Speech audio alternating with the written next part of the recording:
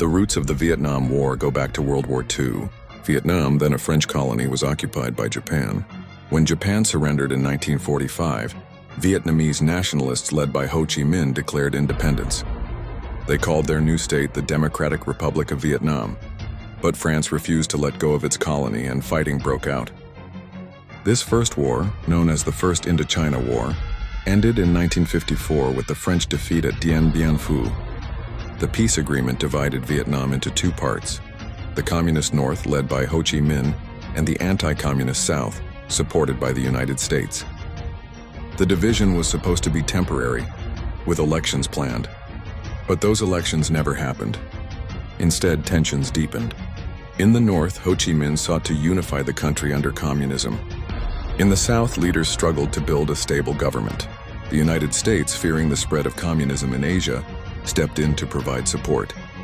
This was the start of what became known as the domino theory, the belief that if one country fell to communism, others nearby would follow.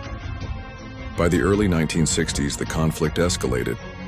Guerrilla fighters in the South, known as the Viet Cong, launched attacks against the government.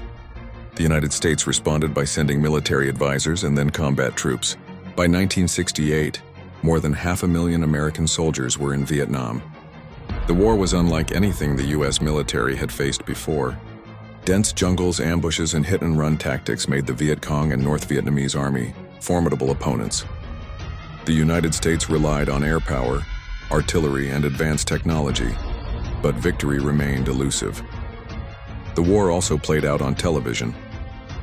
For the first time, images of combat, destruction, and civilian suffering reached American homes on a daily basis. Support for the war began to collapse.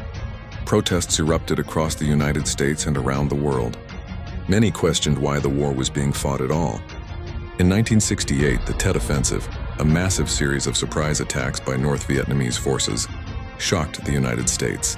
Militarily, it was a setback for the communists, but psychologically it showed that victory was far from near. Public opinion shifted even further against the war. Over the next years, U.S. presidents tried to find a way out. Troop withdrawals began in the early 1970s. In 1973, a peace agreement was signed, and American forces pulled out. But the fighting in Vietnam continued. In April 1975, North Vietnamese troops entered Saigon, the capital of the South. The city fell, and the country was reunified under communist rule. The war was over. The human cost was enormous. Millions of Vietnamese were killed or wounded.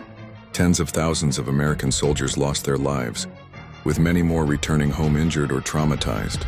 The war also led